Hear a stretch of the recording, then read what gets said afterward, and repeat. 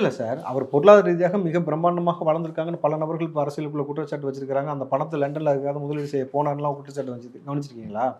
So நான் அது ஒரு பக்கம் போய் கொண்டிருக்கிறது.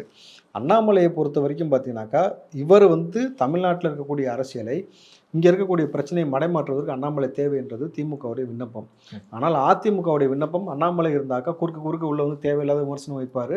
தனிமனிதல் தாக்குதல் நடத்துறாரு. அவர் வேணான்ட்டு. அப்போ என்ன செய்யணும்னாக்கா, 2 பேரையும் காம்ப்ரமைஸ் பண்ற மாரி அங்க மாநில தலைவர் பதவியிலிருந்து எடுத்துட்டு கௌரவ பதவி.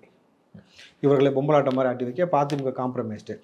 உங்கள் கௌரவ தலைவரா வச்சிருக்கிறோம். நீ எப்போ வேணாலும் கூப்பிட்டு குரல் வித்த காட்ட வச்சுக்கலாம். திமுகவுக்கு ஒரு அசைன்மெண்ட். அழகா கொண்டு போயிருக்காங்க. ஏன்னாக்கா, இன்னைக்கு இந்த வக்ஃப் போர்டு பிரச்சனை எவ்வளோ பெரிய பிரச்சனை போயிட்டு இருக்கு. நீங்க வக்ஃப் மசோதாவுக்கு எதிர்த்து ஸ்டாலின் அவர்கள் பேசிட்டு சட்டமன்றத்தில் பேசிட்டு, இன்றைக்கு நீங்க பார்த்தீங்கன்னாக்கா, மோடி அடுத்து எந்த ஊருக்கு வராரு தெரியுமா உங்களுக்கு? ராமேஸ்வரத்துக்கு வராரு. அங்க இருக்கக்கூடிய மசூதியில் அல்லாஹ் அக்பர்னு எழுதியிருக்கிறத அந்த மினோரால் அவ்வளோ பெரிய ஹைட்டாக இருக்கிறதுல போய் துணியை போட்டு சுற்றி மறைக்கிறாங்க. முத்துவேல் கருணாநிதி ஸ்டாலின் ஆட்சியில் நடக்கிறது. இந்த கேவலத்தை என்னன்னு சொல்றது நம்ம?